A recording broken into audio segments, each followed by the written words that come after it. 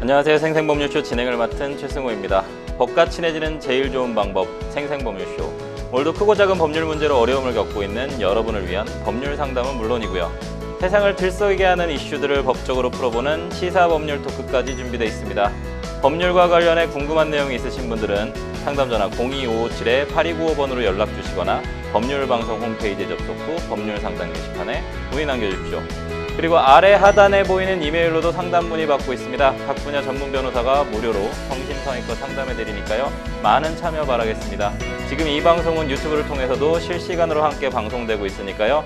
많은 시청 부탁드리고요. 유튜브를 통한 소통의 창구도 활짝 열어두겠습니다. 그럼 오늘 도움 주실 변호사님 소개해드리겠습니다. 법무법인 상림의 정소영 변호사님 자리하셨습니다. 어서 오세요. 네, 안녕하세요. 법무법인 상림의 정소영 변호사입니다. 성심성의껏 최선을 다해서 상담을 해드리도록 하겠습니다. 변호사님, 오늘도 억울하고 답답한 분들에게 명쾌상쾌 통쾌한 상담, 유익한 상담 해주시길 기대해 보겠습니다. 생생법률쇼, 그럼 오늘 접수된 상담 미리 살펴보실까요? 아들이 보고 싶어요. 쇼핑 중독에 빠진 딸. 악성 고객을 고소하고 싶어요. 중고거래 중 보이스피싱 누명을 썼어요. 이렇게 다양한 분야의 상담이 접수되었습니다. 잠시 후 변호사님과 함께 속 시원한 해결책을 찾아보도록 하겠습니다. 시청자 여러분도 어떤 해결책이 제시가 될지 계속해서 함께 지켜봐 주시기 바랍니다. 새롭게 돌아온 생생법률쇼 첫 순서는 시청자 여러분이 법과 친해지길 바라면서 법적인 상식을 굵고 짧게 설명해 주는 시간, 금요일에는 새롭게 시행되는 법령을 한눈에 쏙 살펴보는 이달의 법령으로 함께합니다. 오늘 첫 번째로 소개할 법령은 국가유산기본법입니다. 문화재라는 용어는 1950년에 제정한 일본의 문화재보호법에서 인용한 용어로 그동안 석굴암, 불국사, 종묘 등 문화재라는 명칭으로 불려왔었습니다. 그런데 17일인 오늘부터 시행되는 국가유산기본법에 따라서 앞으로는 문화재라는 명칭이 유네스코 체계에 맞춘 새로운 명칭으로 불리게 된다고 합니다. 또한 1962년에 문화재보호법 제정 이래 변화된 문화재 정책 환경을 좀 반영하고 국제 기준에 부합하는 체계로 좀 전환하기 위해서 62년 만에 관련 제도도 새롭게 정비됐다고 하는데요. 변호사님, 문화재 국가유산기본법 제정 이유와 함께 앞으로 달라지는 내용들 짚어주시죠. 네. 우선 가장 먼저 첫 번째로 주목할 부분은 문화재라는 명칭을 국가유산으로 바꾼 것입니다. 네. 그리고 이와 관련된 여러 가지 제도를 정비하는 그런 법안이 개정이 되었습니다. 우선 문화재 명칭이 국가유산으로 어떻게 변경되는지 구체적으로 살펴보면 이제 유형문화재, 그다음에 기념물 중 사적 지류, 그리고 민속문화재는 문화유산으로 바뀌었고 또 기념물 중에 명승류, 그다음에 천연기념물류는 자연유산으로 바뀌었으며 무형문화재는 무형유산으로 바뀌었습니다. 네. 예, 그리고 이제 국가와 지방자치단체의 여러 가지 이제 그 목표에 대해서 규정을 새롭게 했는데요. 예. 우선 국가와 지방자치단체는 국가유산의 유무형적 가치를 온전히 지키고 전승하는 한편 국가유산의 적극적인 공개 및 활용을 통해서 가치를 증진시키고 또 다양한 방법을 통해서 국민이 일상에서 능동적으로 참여 및 향유할 수 있도록 그렇게 하여야 합니다. 또 그리고 국가유산의 조사, 연구 등 전문화된 관리 또는 일상적 활용과 참여를 위한 전문 인력 양성에 노력하고 또 지역 공동체를 육성하기 위해서 그런 정책들을 추진하여야 합니다. 또 그 다음으로 이제 지정 등록되지 아니한 국가유산의 현황을 지속적으로 관리하고 또 이제 미래의 국가유산에 대해 잠재적 그런 가능성이 있는 자원을 선제적으로 보호할 수 있도록 노력을 해야 합니다. 그리고 또 이제 기후변화 관련해서 기후변화가 국가유산에 미치는 영향과 그에 따른 국가유산의 취약성을 지속적으로 조사하고 대응할 수 있는 방안을 모색해야 합니다. 그리고 국민의 문화적 삶을 보장하기 위해서 다양한 향유 프로그램을 제공하고 또 필요한 환경을 조성하도록 하며 그래서 이제 취약계층을 위해서 필요한 지원과 시책을 강구해야 하겠습니다. 그리고 지능정보기술이나 그 밖의 기술들의 적용 융합을 통해서 국가유산 데이터를 생산, 수집 및 관리할 수 있도록 해야 됩니다. 또한 이제 국가유산을 활용한 산업을 장려하고 또 관련 일자리 창출을 위해서 취업, 창업 등을 촉진시켜야 합니다. 그 다음에 이제 유네스코의 세계유산 인류 무형 이제 문화유산 또는 세계 기록유산 등으로 이제 등재된 국가유산을 비롯한 인류의 유산을 보존하고 국가유산을 국외에 널리 알리기 위해서 적극 노력을 해야겠습니다. 이와 같은 여러 가지 이제 목표를 제정을 했고요. 또 이와 더불어서 국가유산에 대한 국민의 이해를 증진시키고 또 국민의 국가유산 보호 의식을 높이기 위해서 매년 12월 9일을 국가유산의 날로 제정했습니다. 네. 12월 9일이 국가유산의 날로 지정됐다. 우리나라 국가유산들에 대해서 조금 더 시민들이 관심 갖고 지켜보셔야 될 부분인데 이 명칭이 여러 가지가 좀 바뀌었어요. 아까 네. 표 좀 잘 정리됐었던 것 같은데 국가유산 명칭, 그 다음에 유형문화재, 뭐 기념물, 문화유산으로 바뀌고 자연유산으로 바뀌고 무형유산으로 바뀌고 시청자분들 좀 많이 헷갈리실 것 같긴 합니다. 그래서 국민 여러분들한테 조금 홍보도 좀 필요할 것 같고요. 그래서 저희 방송 다시 돌려보셔서 표 정리된 거 보시면 더 좋을 것 같습니다. 이어서 살펴볼 법령은 의료법 개정안입니다. 그간 업무 과다와 부적응으로 인한 신규 간호사들의 사직률이 매년 가파르게 상승하면서 숙련된 간호 인력의 안정적인 확보를 위한 근본적 제도 개선의 필요성이 꾸준히 제기되어 왔습니다. 앞으로는 간호사들이 일상 현장에 잘 적응하고 우수한 간호 인력으로 성장할 수 있도록 병원급 의료기관에 교육전담 간호사를 필수로 배치하도록 하는 내용의 의료법 개정안이 20일부터 시행된다고 합니다. 변호사님, 개정 내용 자세히 좀 짚어주시죠. 네, 이제 병원 간호사 사직자의 80% 이상이 예. 5년 이내 경력자입니다. 네. 그런데 이 사직의 주된 이유가 과다한 업무와 이로 인한 업무 부적응입니다. 구체적으로 이제 병원 간호사회 통계 자료를 살펴보면은 1년 미만 근무 연수 병원 간호사의 43.4%가 사직을 했고 그 사직 사유가 바로 아까 말씀드린 과다한 업무와 업무 부적응으로서 20.8%로 가장 많습니다. 이와 같은 간호사의 과다한 업무 관련해서 올해 5월 20일부터 교육 전담 간호사 필수 배치가 실시가 됐는데요. 그 직무 내용은 우선 신규 간호사에 대한 교육과정 기획, 운영 및 평가, 그리고 그 다음으로 교육 총괄 및 관리, 그리고 교육 담당 인력 관리 및 지도, 그리고 교육에 필요한 자원 확보 및 개발, 이렇게 되겠습니다. 그래서 이러한 이제 교육 전담 간호사를 통해서 숙련된 간호 인력의 안정적 확보와 또 지속 가능한 이제 인력 확보를 가능하게 하고자 이 같은 제도가 새롭게 실시되었습니다. 그 다음으로 이제 볼 부분은요. 이제 의사, 간호사 등 의료인이 모든 범죄에서 금고 이상 실형을 받는 경우에는 면허가 취소된다라는 이제 그렇게 개정이 된 것입니다. 이제 기존에 그러니까 이번 의료법 개정 이전에는 의료 관련 법령 위반으로 금고 이상 형을 선고했을 때만 면허가 취소됐는데요. 이번에 이제 개정되면서 모든 법령 위반으로 그러니까 모든 범죄에서 금고 이상 실형을 받으면 면허가 취소되는 것으로 이제 훨씬 그 취소되는 사유 범위가 확대되었습니다. 의료계에서는 이와 관련해서 이제 해당 의료법 개정안이 일명 이제 의사면허 취소법으로 이렇게 칭하면서 강한 우려를 좀 표명하고 있는데요. 직무랑 무관한 범죄, 즉 의료법이 아닌 모든 범죄에 대해서도 금고 이상의 유죄 판결을 받는 경우 의사면허가 취소된다는 점에서 헌법상 생존권이나 직업수행 자유를 침해한다고 이렇게 주장하면서 이제 이와 관련된 이제 대한의사협회가 자유규제권 강조하면서 그러지 말고 이제 의료 단체에 의사면허 관리 권한을 달라 뭐 이런 식으로 요구하고 있는 그런 이제 목소리도 있는 상황입니다.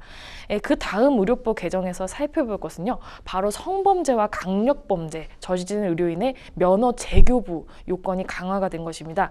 면허 취소가 된 의료인이 면허증을 재교부 받으려면은 이제 보건복지부 장관이 지정해서 고시하는 기관 또는 단체에서 실시하는 교육 프로그램을 40시간 이상 이수하도록 하게 하고 있습니다. 이는 면허 취소 의료인에 대해서 교육을 통해서 의료인의 윤리의식을 제고하고 또 면허 재교부 후에 다시 또 위법 행위에서 반복적으로 면허가 취소되는 사례를 방지하고자 하는 것으로요. 의료인에 대한 국민의 신뢰를 높이고자 하는 것을 그 목표로 하고 있겠습니다. 네. 취지는 상당히 좋은 것 같습니다. 그 교육 전담 간호사 배치해서 근데 좀 약간 강제성이 좀 있어야 될 것 같기는 해요. 왜냐하면 간호사 관련된 부분은 뭐 태움 관련된 얘기들도 많지 않았습니까? 이런 부분들에 대해서 신규 간호사들이 상당히 좀 그 이전에 있었던 선배들로 인한 좀 고통이나 이런 것들로 인해서 뭐 자살을 하거나 혹은 그만두거나 이런 경우들이 좀 많았는데 교육 전담 간호사 도입한 것이 어떤 결과를 좀 나타낼 수 있을지 한번 좀 봐야 될 것 같고, 이게 의료법 관련해서는 계속 좀 문제가 나오는데 의사 면허 취소법이라고도 좀 불리는데 금고 이상의 형 사실은 꽤 많이 발생할 수 있는 거거든요. 뭐 일상을 살다 보면 뭐 위법한 사항이 무엇인지에 대해서 전문 어떤 그런 법조인이 아니지 않습니까? 법조인들도 사실 잘 모르는 경우들이 많은데 의사들이 어떤 것이 위법 사항인가에 대해서 좀 알기도 좀 어려울 수도 있는 부분이 있어서 우선은 면허 취소는 우선 시킨다. 금고 이상의 형을 받으면 그럼 집행유예도 처벌하는 거죠. 아, 네. 집행유예도 네. 그러면 결국은 면허 네. 취소가 되고 다시 네. 결국은 재교부 받아야 된다 이런 내용인 것 같은데 네, 맞습니다. 의사 단체에서는 상당히 좀 논란거리가 있을 것 같습니다. 그럼 어떤 것을 할 것이냐 이런 부분들이 좀 있을 것 같고 치료를 잘 열심히 할 수 있을 것이냐 수술을 열심히 할 수 있을 것이냐 이런 부분도 좀 있을 것 같습니다. 마지막으로 살펴볼 법령은 자동차관리법 개정안입니다. 그동안 자동차의 인감도장이라고 불렸던 자동차 봉인은 자동차 번호판의 도난 및 위변조 방지 등을 위해 1962년에 도입된 제도인데요. 그러나 IT 등 기술 발달로 번호판 도난 및 위변조 차량의 실시간 확인이 좀 가능해지면서 국토부가 봉인제의 실효성을 고려해서 62년 만에 드디어 자동차 번호판 봉인 제도를 폐지하도록 한다고 합니다. 이와 더불어 미등록 자동차의 일시 운행을 위한 임시 운행 허가증 부착 규정과 불법 명의 자동차, 이른바 대포차죠. 대포차에 대한 처벌 기준도 조정됐다고 하는데요. 변호사님, 변경된 내용들 하나씩 짚어주시죠. 네, 우선 첫 번째로 이제 자동차 번호판 봉인제가 62년 만에 폐지가 되었습니다. 네. 기존의 그 현행 자동차 관리법에서는 자동차 등록 번호판의 위 변조를 막기 위해서 자동차 등록 번호판을 고정하는 좌측 나사를 네. 스테인리스 캡으로 봉인하고 네. 자동차 등록 번호판이나 봉인이 떨어지거나 알아보기 어렵게 된 경우에는 시도지사에게 자동차 등록 번호판의 부착과 봉인을 다시 신청하도록 하고 있었는데요. 네네. 근데 이제 위변조 방지 효과가 큰 반사필름 자동차 등록 번호판이 지금 도입되었고 기술의 발달로 위변조 차량을 실시간으로 확인할 수 있게 됨에 따라서 이같이 봉인을 부착하도록 하는 자동차 규제 제도를 아예 폐지하도록 하였습니다. 네. 그다음 두 번째로 이제 임시운행 허가증 부착 의무도 폐지를 했는데요. 이번 개정안은 현행 임시운행 허가증 부착 규정을 삭제하고 임시운행 허가 번호판으로만 운영할 수 있도록 불필요한 그런 법령을 없앴습니다. 그다음 이제 세 번째로 대포차 처벌 기준을 강화했는데요.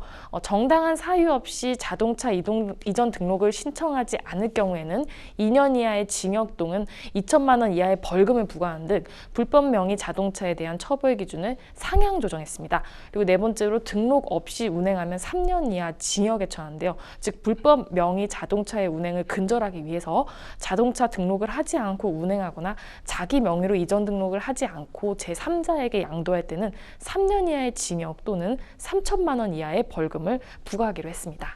네, 상당히 기술의 발달로 인해서 많은 것들이 좀 변하고 있는데 좋은 취지로 좀 변한 것 같아서 어쨌든 62년 만에 자동차 번호판 봉인제 폐지, 그다음에 임시 운행 허가증 부착 의무도 폐지, 그다음에 대포차 같은 경우에는 처벌 기준을 좀 강화했다 이런 내용인데 시민들이나 국민들한테 좀 도움이 될 수 있는 내용들인 것 같습니다. 지금까지 새롭게 시행되는 법률을 살펴보는 이달의 법령 함께했습니다. 여러분은 지금 생생법률쇼와 함께하고 계십니다.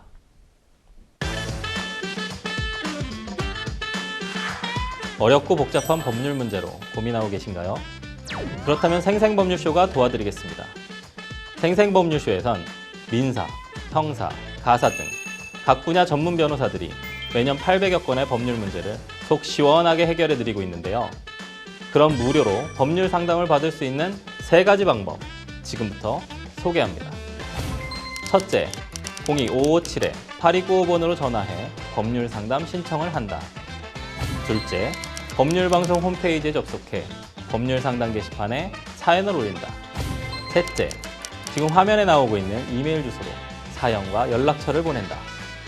속 시원한 법률 상담 프로그램 생생법률쇼, 지금 바로 상담 신청하세요. 자, 지금부터는 생생법률쇼가 자랑하는 성심성의 무료 법률 상담 시작해 보도록 하겠습니다. 전화 상담 연결되어 있는데요. 받아보겠습니다. 안녕하세요. 안녕하세요. 네, 안녕하세요. 전화 잘 들리시죠? 네, 네, 어떤 점이 좀 궁금해서 연락 주셨을까요? 어, 네, 네네. 말씀 편하게 하시죠.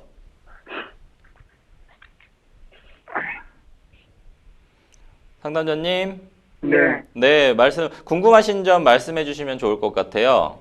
아니, 네. 엄마가, 네, 애엄마가요. 애를 데리고 나갔는데요. 애를 데리고 나갔어요. 네. 그래가지고 데리고 나가서, 저기, 저를 와도 갈 데가 없으니까, 네, 엄마가 장애인인데, 네, 갈 데가 없으니까,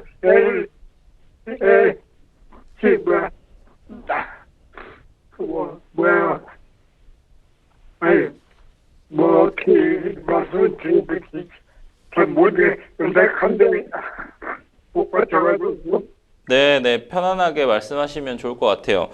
애엄마가 애를 데리고 나갔는데 네. 애 엄마가 장애인이시라고 네. 말씀하신 거죠? 네. 네, 갈 데가 없으니까 그 갈 데가 부분을 네네. 없으니까, 네. 너를 내가 애를 테스트 야단을 치고 뭐라고 한 적은 있어요.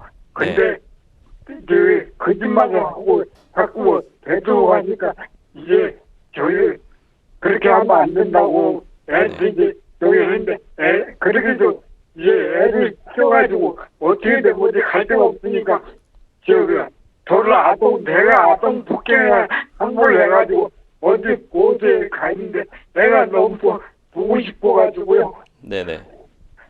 어떻게 좀 방법이 없을까 해서요. 상담員저희가 네. 저희한테 이 사연 보내주신 내용 근거로 해가지고 상담해드리면 될까요? 네. 제가 그럼 상담 내용을 한번 좀 읽어보도록 하겠습니다. 이게 네. 왜냐면 이제 지금 뇌경색이 좀 오신 것 같아서 말을 정확하게 말씀하시긴 좀 어려울 것 같아서 제가 네. 상담 내용 한번 읽어보고 시청자분들이랑 좀 듣고 저희 옆에 또 정소영 변호사님 나와 계시니까 상담 한번 해보도록 하겠습니다. 제가 사연 좀 말씀을 드릴게요.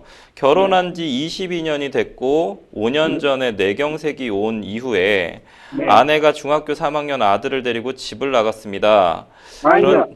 그런데 작년에 갑자기 다시 집에 들어와서 3달 정도 있다가 또다시 집을 나간 건데요.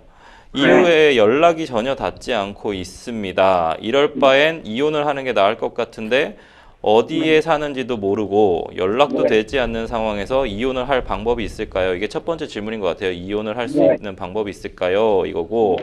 두 번째는 그리고 작년 11월에 아내가 아들을 일방적으로 데리고 가출을 한 이후에 저를 아동폭행으로 신고를 했습니다. 그래서 경찰 조사를 받고 현재 아동복지법 위반으로 기소가 돼서 판결을 기다리고 있는 중인데요. 저는 하늘에 맹세코 아이를 때린 적이 없습니다.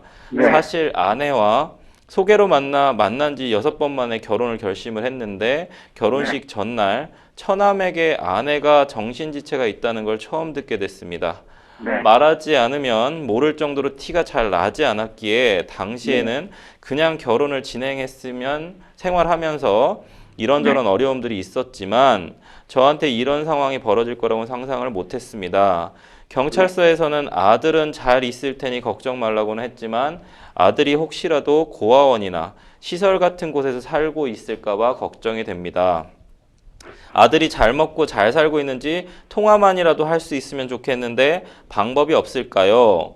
판결이 나기 전까지는 아들을 볼 수 있는 방법은 전혀 없는 걸까요? 라는 좀 딱한 사연을 보내주셨는데 제가 말씀드린 게 맞죠? 지금 상담 내용이요. 네네. 옆에 정소영 변호사님 나와 계시거든요. 정소영 변호사님께서 상담해 드릴 거예요. 근데 이제 좀 뇌경색이 있으셔서 좀 말은 어눌하신데 그래도 알아는 들으시는 것 같아요. 정확하게 알아는 들으시는 것 같고 지금 보면은 아동복지법 위반으로 기소된 거 하나 하고 이혼을 할 방법이 없을까 요런 내용 2가지 그 다음에 아이를 너무 보고 싶다. 지금 아이가 혹시나 고아원이나 시설 같은 곳에 있지 않을까 걱정된다. 그러니까 아들을 통화만이라도 좀 해볼 수 있는 방법은 없을까 이런 내용이 질문이신 것 같아요.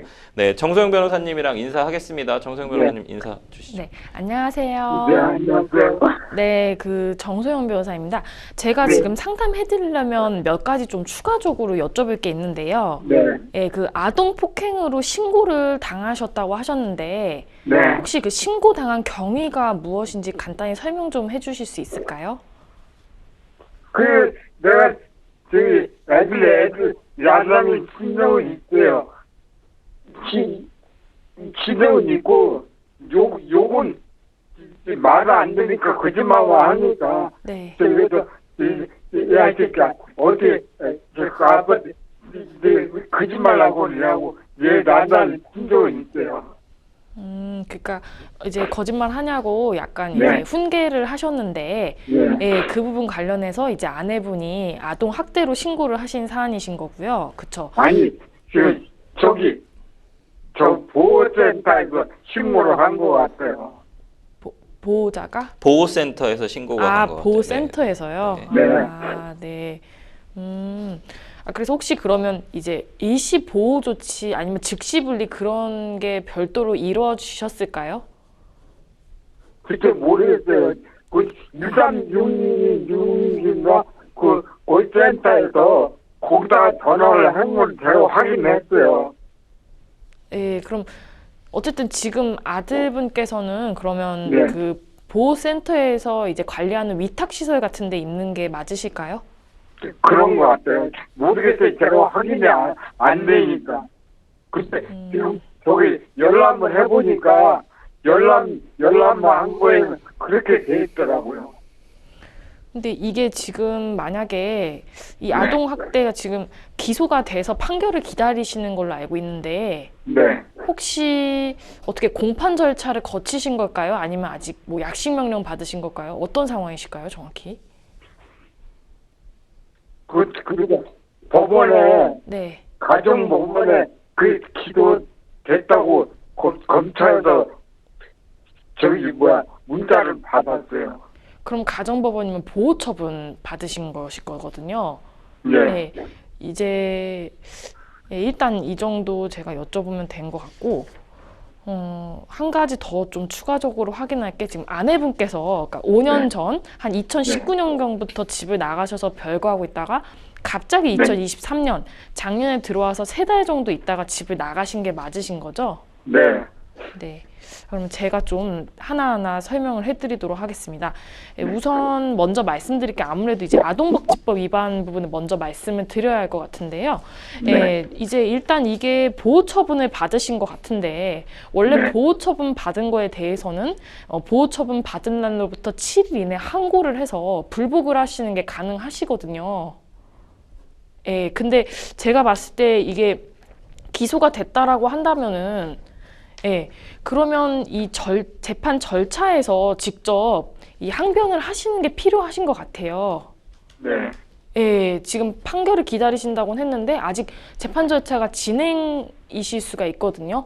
네. 그러니까 이제 단순히 훈계를 위해서 말씀하신 거에 불과하다면 그렇다면 그런 부분을 충분히 소명을 하셔서 처벌을 받지 않도록 하는 부분이 지금 굉장히 필요한 사안이신 거고요. 일단 1차적으로 그렇게 말씀드릴 수 있겠고, 그 다음에 이제 그러면 아들을 볼 수 있는가 이 부분 관련해서는 사실 이제 제가 이제 지금 말씀 들은 것만으로만 이제 말씀을 이제 기반해서 말씀드리자면 통상에는 이런 경우 이제 일시 보호 조치가 같이 이루어지는 경우가 많은데 그 일시 보호 조치가 내용이 되게 여러 가지입니다. 집에서 퇴거 조치가 있을 수도 있고 아니면 접근 금지가 있을 수도 있고 아니면 이제 통신 매체 이런 걸 통해서 접근 금지 뭐 이런 식으로 종류가 되게 여러 개라서 그런 어떤 일시 보호 조치가 그런 게 별도로 이루어지지 않으셨을 수가 있어요. 없었어요. 그런 게 별도 없다면 사실 아직 친권 양육권 갖고 있으신 거기 때문에 네. 연락 자체는 가능하신 거거든요. 근데 연락할 길이 없으니까요. 그러니까 정확하게 아드님께서 이제 위탁센터에 있는 건지 아니면은 아내분과 함께 있는 건지 그걸 좀 사실관계 확인이 필요하실 것 같고요. 그 확인이 제가 저기에다 해달라고 하니까 경찰서에서 아무래도 보호대 잘 되니까 걱정하지 말라고 그렇게 얘기가 나왔더라고요. 보호센터 갔으니까 걱정하지 말라고. 네. 예. 근데 연락이 불가능한 사안은 아니시고 일단 제 생각에 재판부터 먼저 잘 정리를 하시고 네. 예, 여기서 이제 그 이렇게 무죄를 받으신 일 이렇게 잘 정리하신 다음에 예, 연락을 센터를 통해서 해보시는 게 좋으실 것 같아요. 이 센터가 알 수가 없으니까 그죠. 예, 그게 이제 경찰서에서 어쨌든 센터를 알고 있을 가능성이 있으니까 이건 다시 경찰서에 문의하셔야 할 수도 있는 사안인데요. 지금 시점에서는. 아니 저기 뭐야 왜냐면은 저 연락을 해보니까 뭐 어디 국선 변호사님 선임을 해가지고 애가 저기 한 걸로 그렇게 해가지고 나한테 연락도 썼는데 국선 변호사를 선임을 해가지고 저를 고소를 했어요. 네.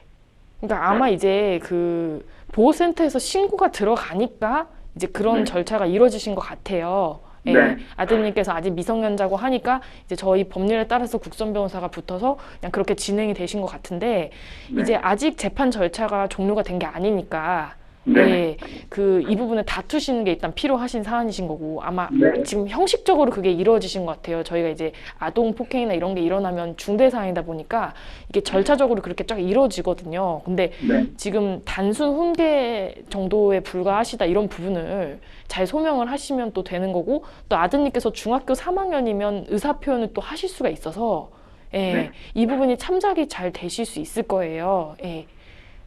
애가 연락이 되면 어떻게 저기에서 얘기를 해보겠는데 연락할 길이 없으니까 제가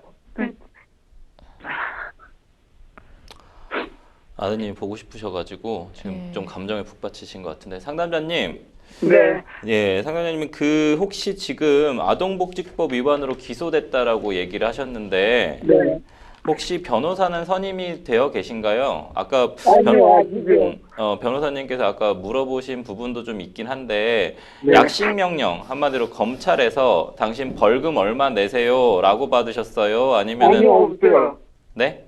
그런 거 없어요. 그런 거 없으세요? 네. 그러니까 검찰에서 어떻게 연락 받으셨어요? 전비하죠. 뭐라고 여기 있는데 문자를 한번 가볼게요. 날짜에 재판받으러 나오라고 하셨어요? 혹시 공판기일이 잡혔다고 아니요. 하던가요? 안 나오고 네. 저만 알고 있어요. 사건 번호만. 사건 번호가 떴어요? 네. 그럼 사건 번호가 뜨고 언제 재판 받으러 나와라? 아니요. 그건 없어요. 그러면 사건 번호하고 검찰에서 연락 받았을 때 혹시 뭐 벌금 내라 이런 내용은 못 받으셨어요? 네. 그러면은 기소가 됐을 것 같죠? 네. 구공판을 할 것 같은데 구공판을 하게 되면 결국은 국선 변호사라도 만약 지금 사정이 좀 어려우시면 국선 변호인이 좀 선임될 것 같은데 국선 변호인 선임 사건 송치 그렇게 나와 있네요. 송치요. 송치는 검찰로 송치됐다라는 얘기일 것 같아요. 경찰에서 검찰로. 아직 기소가 안 됐을 수도 있다는 좀 생각도 좀 드는데 판결을 기다리고 있다. 이 부분이 조금 미스가 좀 있는 것 같아요. 그래서 향후에 이제 국선 변호인이 선임됐을 때 뭔가 조력을 받을 수 있는 내용 좀 알려주시면 더 좋을 것 같은데요. 네. 아무래도 이제 만약 이제 국선 변호사께서 선임이 되고 말이 되신다면은 제가 봤을 때는 지금 그 상황, 그러니까 이제 아드님한테 단순 훈계로 말씀하셨던 그 부분 상황이나 이런 거를 좀 만약 뭐 증거가 있으실진 잘 모르겠지만 그런 게 있다면 좀 잘 정리해서 말씀해 주시는 게 필요하실 것 같아요. 네. 예, 일단 현 시점에서는 그렇게 말씀드릴 수 있고 또 아직 지금 이혼 관련해서 제가 말씀을 못 드렸는데 그 이혼 관련해서 제가 간단히 또 말씀을 드리면 우선 첫 번째로 아내분이랑 연락이 되지 않아도 이혼은 충분히 하실 수 있거든요. 네. 이제 아내분을 상대로 이제 이혼 청구하신 다음에 그리고 사시조회 신청해서 주소 알아내거나 아니면 저희가 보정명령 받아서 주민등록 초본 받아서 주소 알아낼 수 있기 때문에 그 아내분이랑 직접적으로 연락이 되지 않아도 이혼 자체는 충분히 가능하신 사안이시고요. 네. 그리고 지금 이제 문제가 이제 아드님의 양육권, 친권 이런 부분이 좀 관심이 많으신 것 같아요. 아니 그게 아니라 예.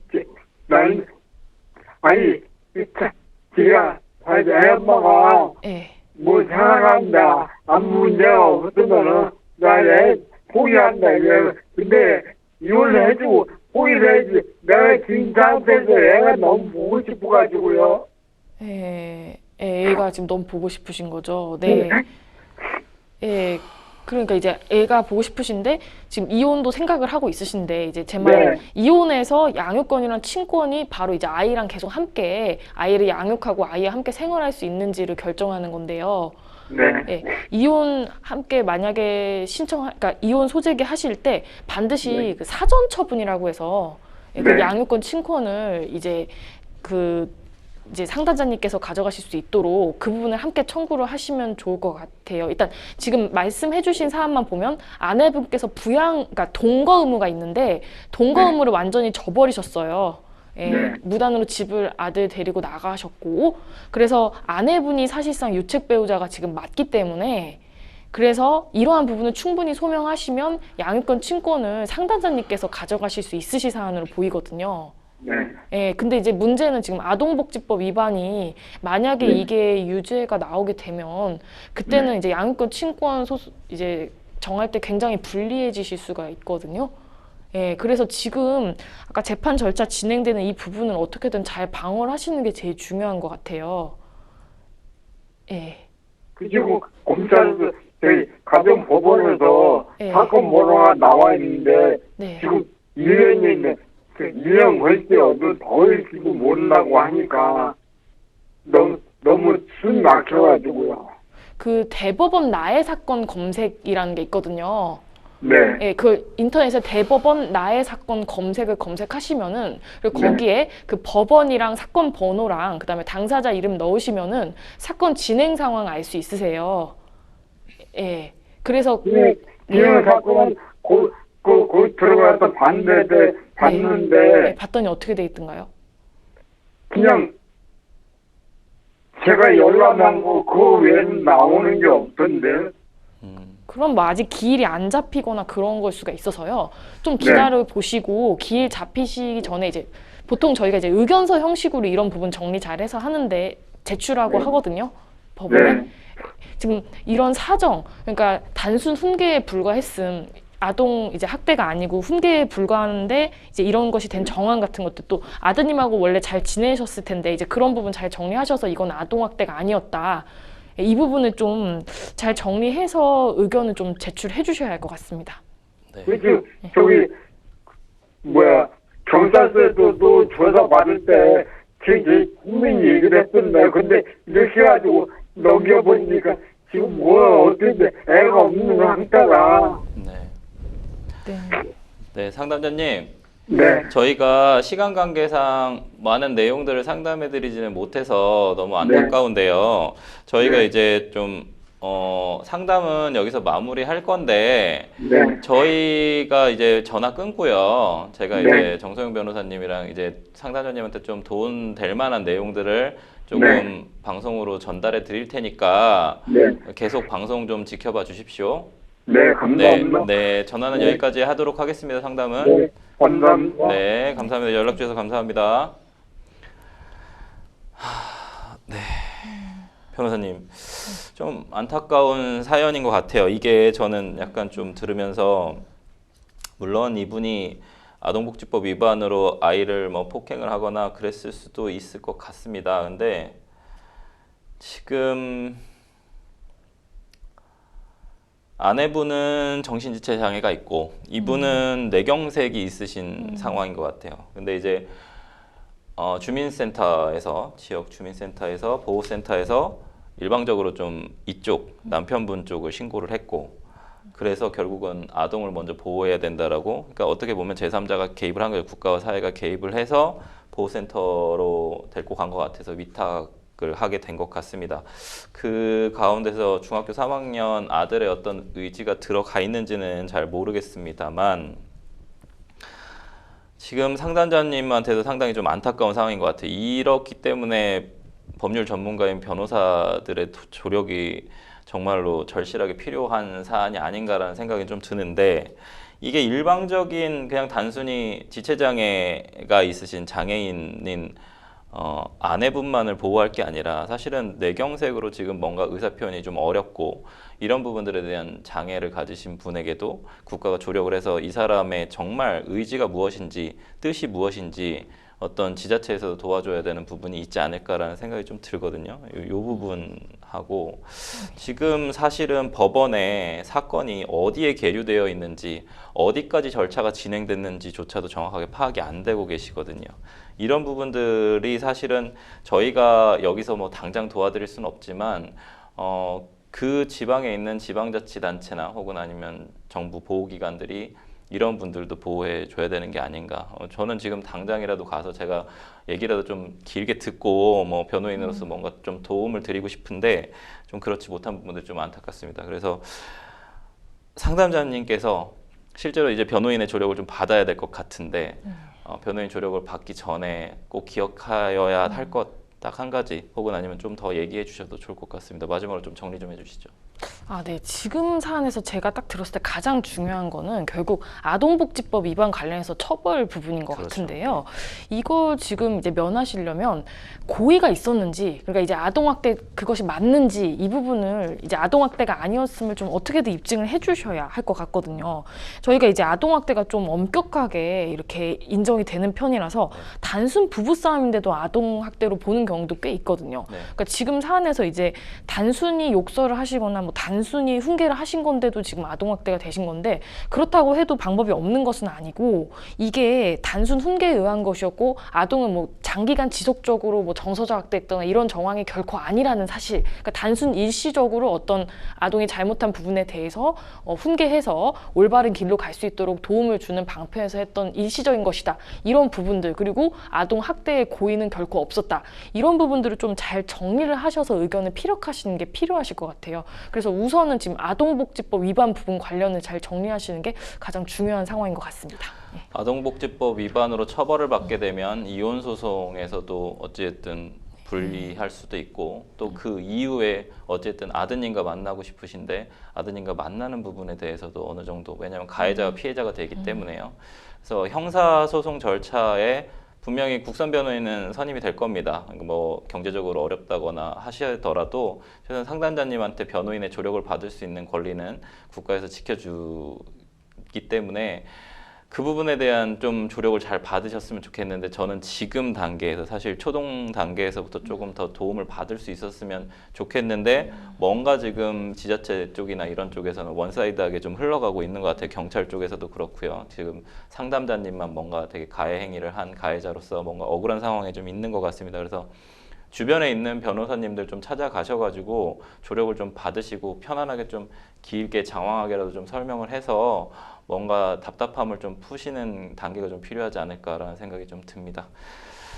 네, 오늘 좀 안타까운 사연은 여기까지 하도록 하고요. 네, 좀 먹먹해져가지고 좀 진행을 잘 못하고 있는데, 네. 어쨌든 오늘 상담은 전화 상담은 여기까지 하고요. 여러분은 지금 생생법률쇼 함께하고 계십니다.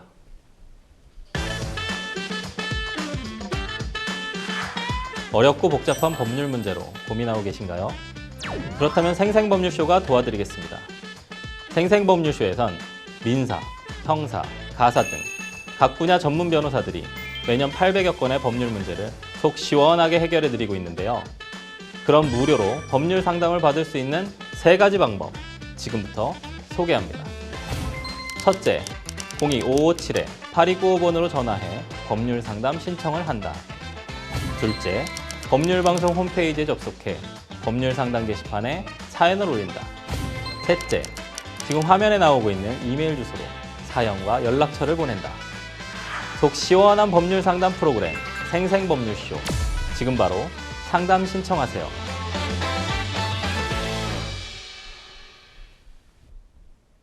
네, 자, 이번에는 법률방송 이메일을 통해 들어온 여러분의 고민을 해결해 드리도록 하겠습니다. 어떤 내용인지 보실까요? 일남일녀를 두고 있는 60대 부부입니다. 2년 전 딸이 결혼을 하면서 잘 다니던 회사를 그만두고 사위의 근무지인 타 지역으로 이사를 가 전업주부가 됐는데요. 1년 전 아이를 낳은 후부터 폭식을 하는 횟수가 늘어나더니 쇼핑 중독에 빠져서 한 달에 수백만 원의 돈을 쓰기 시작했습니다. 사위와 필요 없는 물건은 절대 사지 않겠다는 각서를 여러 번 썼다고 했지만 그것도 잠시뿐. 딸의 쇼핑 중독은 점점 심해져만 갔는데요. 사위 몰래 고리로 사채를 쓰고 카드깡으로 돌려막기를 하던 딸은 빚이 감당할 수 없을 만큼 불어나자 결국 친정집으로 도망을 왔는데요. 쇼핑 중독으로 이혼 위기에 처한 딸이 원망스럽기도 하고 한편으론 안쓰러운 마음도 듭니다. 자제력을 잃고 중독 상태에 빠진 딸이 앞으로 혼자서 물건을 사거나 빚을 지지 못하게 할 수 있는 방법은 없을까요? 라고 상담 보내주셨는데요. 쇼핑 중독에 빠져서 친정으로 도망와 있는 따님 때문에 상담자께서 많이 속상하실 것 같습니다. 사채까지 끌어다 쓴 상황이라서 상황이 좀 심각한 것 같은데요. 합법적으로 좀 따님의 지출을 막을 수 있는 방법이 있을까요, 변호사님? 네, 그 따님에 대해서 한정 후견인 신청이 가능하십니다. 따님이 정신적 제약으로 사무 처리 능력이 좀 부족하다는 부분을 잘 주장하셔서 이렇게 한정 후견인이 그러니까 한정 후견 심판을 하시고 이에 따라 상담자님께서 한정 후견인이 되시면 따님의 재산 관리 그리고 신상 보호를 하실 수 있겠습니다. 딸 부부가 이 문제로 좀 이혼을 하지 않을까 걱정도 하는 것 같아요. 이 쇼핑 중독 이혼 사유가 됩니까, 변호사님? 네, 그 쇼핑 중독으로 인해서 경제적으로 혼인 생활 유지에 문제를 준다면 민법 제840조 6호 기타 혼인을 계속하기 어려운 중대한 사유에 해당해서 이혼이 충분히 가능하십니다. 사실 좀 쇼핑 중독 절대 가볍게 봐서는 좀 안 되거든요. 폭식증까지 있는 걸 보면 충동 조절 장애나 아니면 산후 우울증도 좀 의심해 볼 수 있을 것 같은데요. 이러한 쇼핑 중독이 정신질환 때문이라는 것을 입증할 수 있다면 좀 상황이 좀 달라질까요? 네, 만약 사위께서 그 따님을 상대로 이혼 소송을 하고 따님이 이러한 쇼핑 중독은 정신질환 때문인데 이걸 잘 치료해서 혼인 생활을 유지하겠다 이렇게 잘 주장하시면 이혼 청구를 기각시키고 혼인 생활을 유지하실 수 있을 것으로 생각됩니다. 사연 보면은 좀 이런 각서 내용이 좀 나오거든요. 여러 번 쓰셨다고 하는데 이 각서 법적인 효력이 있나요? 네, 그 각서 부부 사이 작성한 각서의 경우에 위반 행실을 명확하게 명시하고 네. 그다음에 이 위반 행위 관련한 손해배상액도 정확하게 명시한 경우에는 그러한 위반 행위가 일어났을 때 이제 뭐 손해배상 이런 부분 관련해서는 효력이 충분히 있으실 수 있겠습니다. 네, 아까도 좀 살짝 얘기해 주셨지만 2013년에 금치산자나 한정치산자 제도가 좀 사라지고 성년 후견 제도가 신설이 됐는데요. 악용 사례 정말 많다고 해요. 어떤 사례들이 있나요? 네, 지난 2019년에 네. 지적 장애를 가진 숙부를 상대로 조카가 이제 그 성년 후견인 심판을 한 다음에 조카가 성년 후견인이 돼서 숙부의 10억 원짜리 아파트를 처분해서 그 금액을 횡령한 그런 사안이 있었고 이에 대해서 실형, 즉 징역형이 선고된 사안이 있었습니다. 이대로 뭔가 사위가 이혼을 좀 신청을 하게 되면 따님의 양육권이나 친권 지정에는 상당히 불리한 측면이 있어 보입니다. 실제로 법원 판단에 있어서 부정적 영향이 있을까요? 네, 그 자녀의 양육권이나 친권은 자녀의 복지 이 부분을 가장 우선적으로 생각하는데요. 네네. 아내분께서 쇼핑 중독이 있다면 자녀분의 복지를 잘 이렇게 담보해주지 못할 거라고 판단이 되어서 친권자나 양육자 지정에는 상당히 불리하실 수 있겠습니다. 이게 일상생활이 좀 불가능할 정도로 중독 상태가 심해진다면 적극적으로 치료를 하는 것도 좀 필요하겠죠. 만약에 부모나 남편의 동의가 있다면 당사자의 의사와는 상관없이 정신병원에 강제 입원시키는 것도 좀 가능할까요? 네, 그 정신건강복지법 제43조에 의해서 네. 보호의무자 2인 이상이 입원을 신청하고 또 정신과 전문의 1인이 입원 필요하다고 판단하면 초반에는 이제 2주 범위 내에서 입원이 가능한데요. 네. 이후에 2명 이상의 정신과 전문의가 입원 연장을 판단하면 3개월 이내에 연장 신청이 가능한 그런 이제 제도가 있습니다. 예. 네, 그렇군요. 상담자님께서 이런 부분 좀 생각하셔가지고 따님을 위해서 좀 좋은 방안 가져가셨으면 좋겠습니다. 저희는 두 번째 이메일로 들어온 상담 가보도록 하겠습니다. 동네에서 자그마한 개인 카페를 운영하고 있는 자영업자입니다. 주로 배달 주문이 많은 편인데요. 악성 고객 때문에 정말 미칠 지경입니다. 바로 일주일 전 배달앱 리뷰에 제가 운영하는 카페에서 팔고 있는 샌드위치에 곰팡이가 가득 핀 사진이 올라온 건데요. 리뷰 댓글에는 수많은 악플들이 빼곡하게 달렸습니다. 그런데 아무리 생각해도 이상해서 확인을 해보니 그 고객은 무려 나흘이나 지난 샐러드 사진을 리뷰에 올린 건데요. 방부제도 쓰지 않고 항상 신선한 재료로만 음식을 만들고 있는데 나흘이나 지난 음식에 곰팡이가 피고 상하는 건 너무도 당연한 일 아닌가요? 현재 가게 매출에 큰 피해를 입고 있는 상황인데요. 동네 장사로 입소문이 더 퍼져서 상황이 더 악화되고 있는 것 같습니다. 과장된 리뷰를 올린 악성 고객을 고소하고 보상금을 받을 수 있을까요? 라고 해서 상담 보내주셨습니다. 변호사님, 이 사연 보신 소감 좀 말씀해 주시죠. 예, 이런 사안이 꽤 많은데요. 네네. 이런 사안의 경우에 사실 고객이 바로 구입한 샐러드가 아닌 나흘이나 지난 샐러드를 올리며 리뷰를 했기 때문에 네네. 허위사실 적시가 있었다고 볼 수 있고 또 네. 전파 가능성도 있었기 때문에 또 명예훼손이 좀 성립하실 수 있는 그런 사안으로 보여집니다. 그러면 일반적인 좀 명예훼손죄 성립 요건 좀 말씀해 주시죠. 예, 우선 첫 번째로 사실 네. 또는 허위사실 적시가 있어야 되고 네네. 두 번째로 공연성, 즉 전파 가능성이 있어야 되고 네. 세 번째로 특정성, 그리고 네 번째로 고의 이런 요건이 갖춰져야 하겠습니다. 근데 고객이 이런 허위에 가까운 사실을 배달앱 리뷰에 좀 기재를 한 건데 사이버지 않습니까? 정보통신망 위반 적용도 좀 성립하지 않을까요? 예, 정보통신망법 제70조에 의해서 네네. 사람을 비방할 목적으로 네. 정보통신망을 통해서 공공연하게 사실 내지 허위사실 적시해서 명예훼손을 하면 처벌이 되실 수 있겠습니다. 네, 매출 급격히 줄어든 상황입니다. 업무방해 혐의도 조금 궁금한데요. 예, 형법 제314조 업무방해죄가 허위사실 유포에 의해서 업무를 방해한 경우에도 성립하는데요. 사안 같은 경우 허위사실 유포에 의한 업무방해죄 성립이 충분히 가능하신 사안입니다. 손해배상도 가능하겠죠?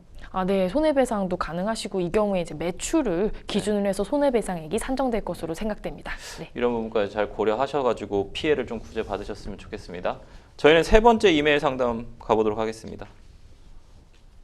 중고거래 앱을 정말 많이 이용하고 있는데 현금이 필요한 상황이라 제가 가지고 있는 가방 중에 가장 비싼 명품 가방을 앱에 올려놓고 거래자를 기다렸습니다.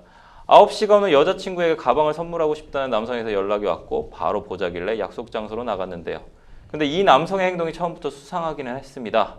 물건도 주기 전에 다짜고짜 계좌번호를 묻고는 가방 가격은 570만 원을 입금부터 해주는 겁니다. 의아했지만 좋은 기분으로 거래를 마치고 바로 헤어졌는데 정확히 10분 후 방금 만난 남성과 거래한 계좌가 정지됐다는 연락을 받았는데요.